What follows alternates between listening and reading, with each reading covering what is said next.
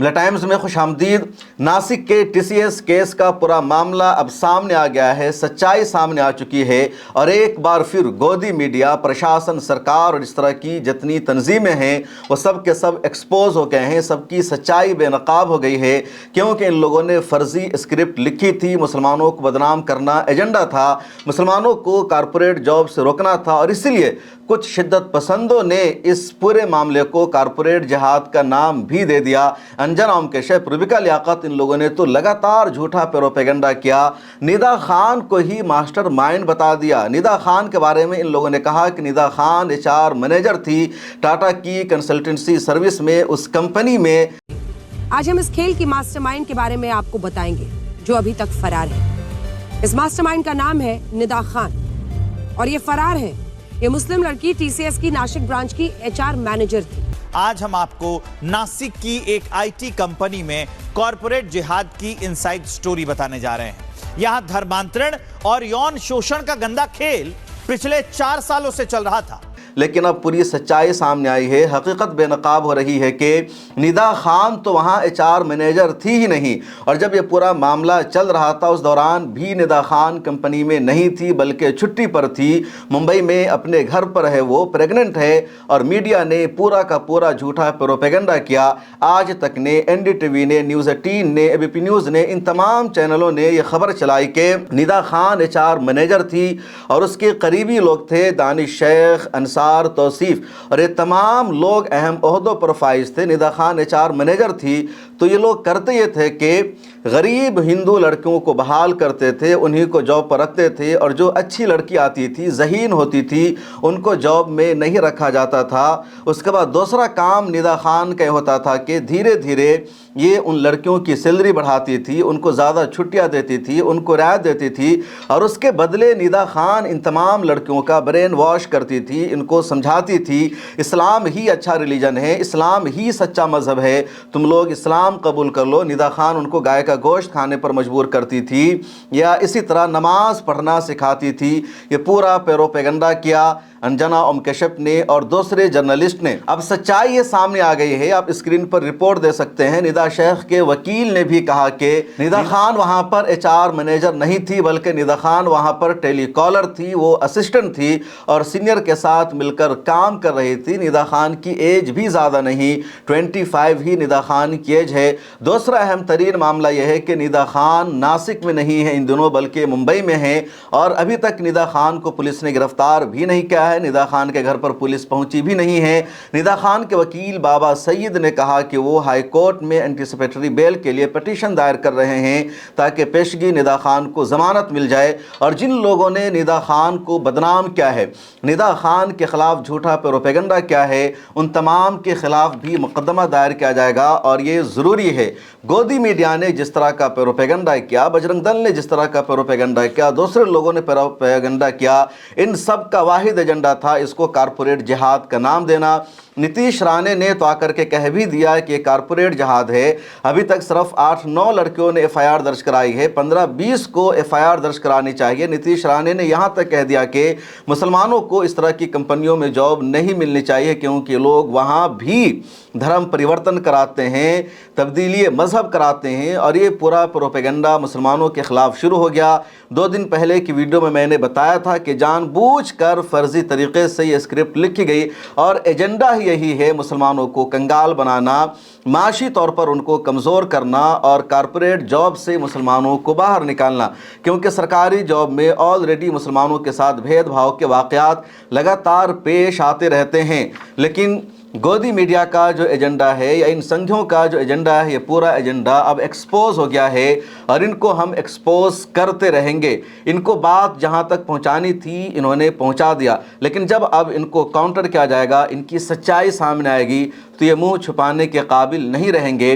और जिस तरह पहले कई मरतबा इन तमाम मीडिया हाउसेस को, इन तमाम गोदी पत्रकारों को सुप्रीम कोर्ट से, हाई कोर्ट से फटकार लगी है, डांट लगी है, इन पर जुर्माना लगाया गया है, इनके शोज़ को डिलीट कराया गया है, ये सारी वीडियोज़ एक मरतबा फिर इनकी डिलीट होगी, इनके ख़िलाफ़ मुकदमा की तैयारी शुरू हो चुकी है, क्योंकि इन्होंने सिर्फ एक निदा खान को बदनाम नहीं किया बल्कि उस कंपनी में काम करने वाले और दीगर कंपनियों में काम करने वाले तमाम लोगों को निशाना बनाया। तमाम के खिलाफ इन्होंने झूठा प्रोपेगेंडा किया। पूरा मामला क्या है, अब जरा उसको जानिए। टाटा ग्रुप की एक कंपनी है जिसको TCS कहा जाता है, यानी टाटा कंसल्टेंसी सर्विस। महाराष्ट्र के नासिक में इसकी एक ब्रांच है और वहाँ दानिश शेख नाम का एक लड़का काम कर रहा था। निदा खान भी वहाँ काम कर रही थी और भी कई सारे हिंदू मुसलमान वहाँ काम करते हैं।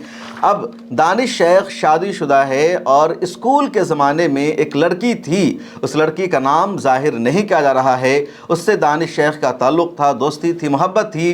बहरहाल स्कूल के बाद दोनों अलग हो गए, कॉलेज के बाद अलग हो गए। दानिश की उस लड़की से मुलाकात और बातचीत नहीं हुई। दानिश की शादी हो गई।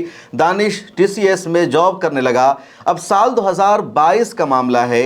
दानिश शेख की उसी कॉलेज वाली लड़की से कहीं मुलाकात हो जाती है। उस लड़की ने दानिश से कहा कि यार तुम कहाँ गायब हो गए, इतने ज़माने से मिले नहीं, क्या कर रहे हो? दानिश शेख ने बताया कि मेरी शादी हो चुकी है, मैं TCS में काम कर रहा हूँ, मेरी वहाँ जॉब है। उस लड़की ने कहा कि यार मेरी भी जॉब लगवा दो, मुझे भी काम करना है, कहीं मेरी जॉब नहीं लग रही है। दानिश शेख सीनियर पोजीशन पर था, उसने सिफारिश की और उस हिंदू लड़की की जॉब लग जाती है। अब इस लड़की ने दानिश के साथ अफेयर चलाना शुरू कर दिया, दानिश के साथ मोहब्बत करना शुरू कर दिया और दानिश का भी इसके साथ ताल्लुक़ रहा। अब इन दोनों ने रिलेशनशिप में रहने का फ़ैसला किया और ये दोनों अपने घर वालों से छुपाकर रिलेशनशिप में रह रहे थे। अब उस हिंदू लड़की ने दानिश के साथ रहने का फ़ैसला कर लिया, शादी करने का फ़ैसला किया। दानिश ने किसी को बात नहीं बताई। दानिश ने उस लड़की से ज़रूर कहा कि अभी मैं शादीशुदा हूँ, मैं तुम्हारे साथ शादी नहीं कर सकता हूँ। वो लड़की कहने लगी कि नहीं, मैं तुम्हारे साथ ही रहूँगी, तुम्हारे अलावा किसी और के साथ नहीं रहूँगी।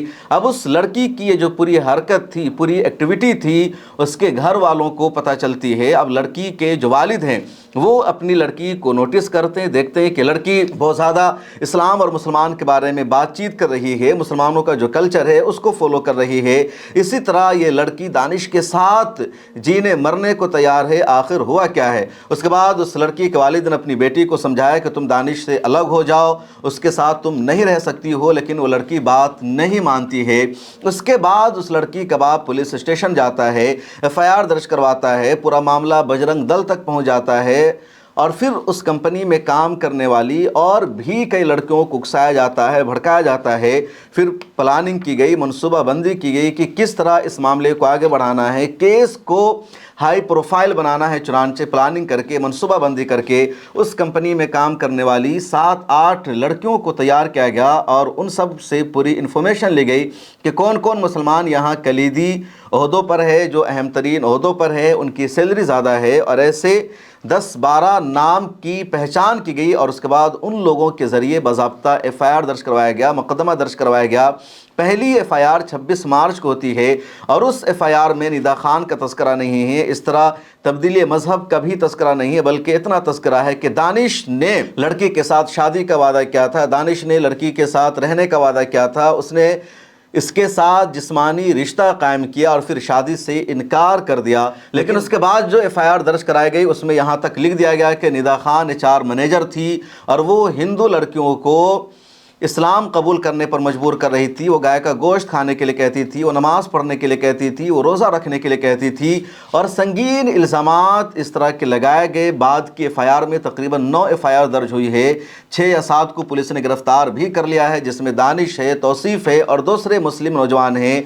उधर टाटा ग्रुप ने जितने पर इल्ज़ाम लगा है उन सब के नाम नोटिस इशू कर दिया है, उन सबको सस्पेंड कर दिया है।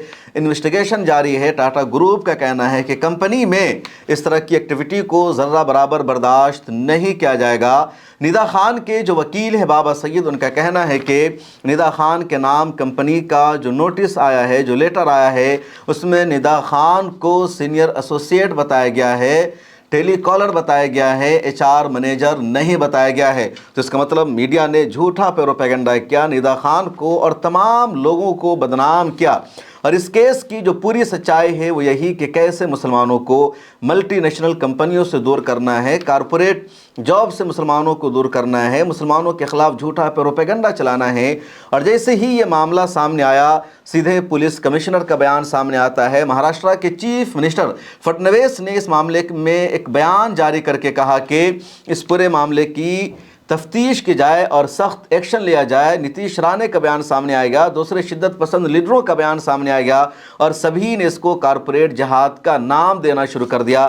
اس سے پہلے ان لوگوں نے جہاد کے لفظ کو لگاتار بدنام کیا ہے، اور اب ایک اور نیا، اس سے پہلے بھی ان لوگوں نے جہاد کے لفظ کو لگاتار بدنام کیا ہے، اور اب ایک اور نیا ٹرم ان لوگوں نے ایجاد کر لیا۔ اب ان تمام لوگوں سے میرا سوال یہ ہے کہ جتنی لڑکیوں کے نام سے FIR درج کرائی گئی ہے، جتنی لڑکیوں نے دباؤ میں آ کر شکایت کی ہے کہ مجھے گائے کا گوشت کھانے کے لیے کہا گیا، مجھے نماز پڑھنے کے لیے کہا گیا، مجھے لالچ دیا گیا، مجھے اسلام قبول کرنے کے لیے کہا گیا، ان لڑکیوں نے ایسا کیوں کیا؟ کیا یہ لڑکیاں نابالغ ہیں، یہ لڑکیاں بچی ہیں، یا ان کو کوئی بہلا پھسلا سکتا ہے؟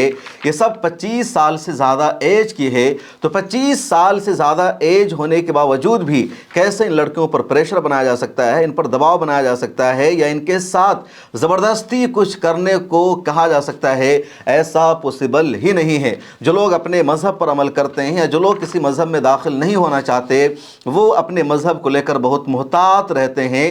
میں مسلمان ہوں اور میرے لیے حلال کھانا ضروری ہے۔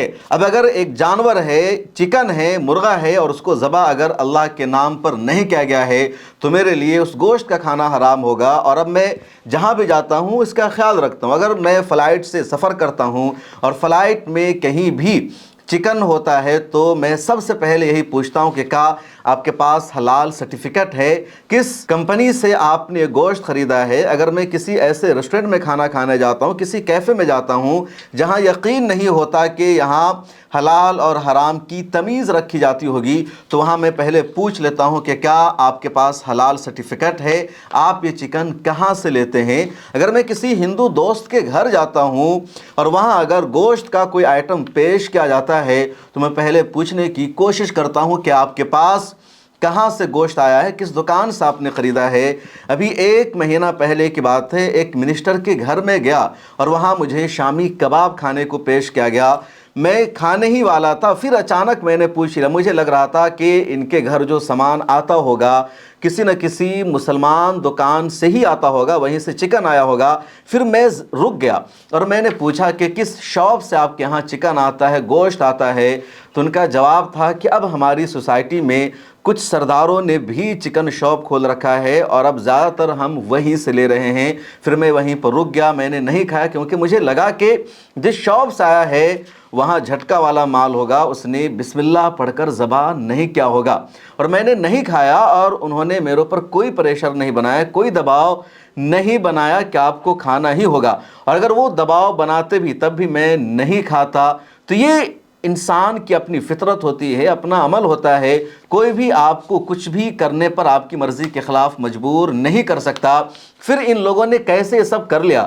اس لیے معاملہ صاف ہے کہ سب کا سب جھوٹ ہے، پروپیگنڈا ہے، ان سب پر دباؤ بنا کر اس طرح کا مقدمہ دائر کروایا گیا ہے۔ اور یاد رکھیے، جیسے ہی یہ تمام مدعی جنہوں نے دعویٰ کیا ہے کورٹ میں پیش ہوں گے، ان سے وکیل 2-4 سوال کریں گے کہ کیسے نماز پڑھنے کے لیے کہا، کب کہا، تم نے گائے کا گوشت کھایا، کہاں سے گائے کا گوشت لا کر کے دیا گیا، کس طرح تمہیں ان لوگوں نے بہلایا پھسلایا۔ تو اس وقت جو ان لوگوں کا جواب آئے گا اسی سے پوری سچائی پتہ چل جائے گی کہ سب کا سب جھوٹ ہے، حقیقت نہیں ہے، اور جان بوجھ کر اس طرح کا پروپیگنڈا کیا گیا ہے۔ لیکن افسوس کی بات یہ ہے کہ گودی میڈیا بار بار ذلیل ہونے کے باوجود، رسوا ہونے کے باوجود بھی مسلمانوں کے خلاف فرضی پروپیگنڈا کرنے سے باز نہیں آتی ہے، اور جو بات دور دور تک نہیں رہتی ہے، FIR میں بھی جن باتوں کا تذکرہ نہیں رہتا اس کو بھی اپنی طرف سے لوگ بڑھا چڑھا کر پیش کر دیتے ہیں، اور اس طرح اسکرپٹ لکھتے ہیں جیسا یہ لگتا ہو کہ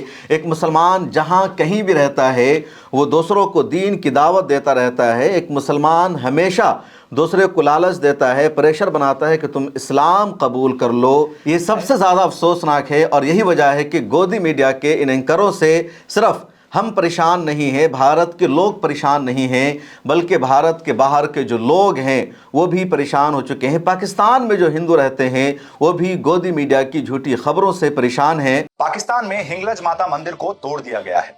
पाकिस्तान के सुप्रीम कोर्ट के मना करने के बावजूद पाकिस्तान की लोकल अथॉरिटी ने हिंगलज माता मंदिर को तोड़ दिया है। बट आखिर क्यों? तो इसका रीजन ये दिया गया है कि उन्हें टेंपल की जगह एक रेस्टोरेंट बनाना है।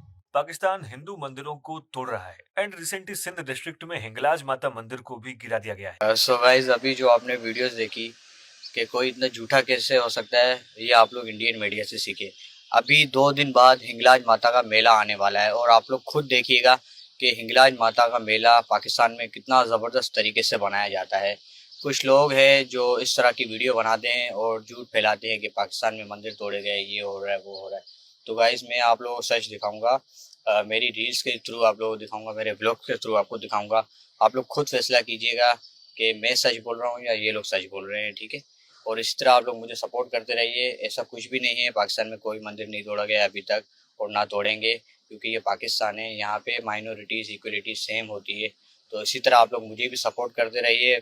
पाकिस्तान जिंदाबाद, जय श्री राम। इस वीडियो में इतना ही, मुझे दीजिए इजाज़त, फिर मुलाकात होगी।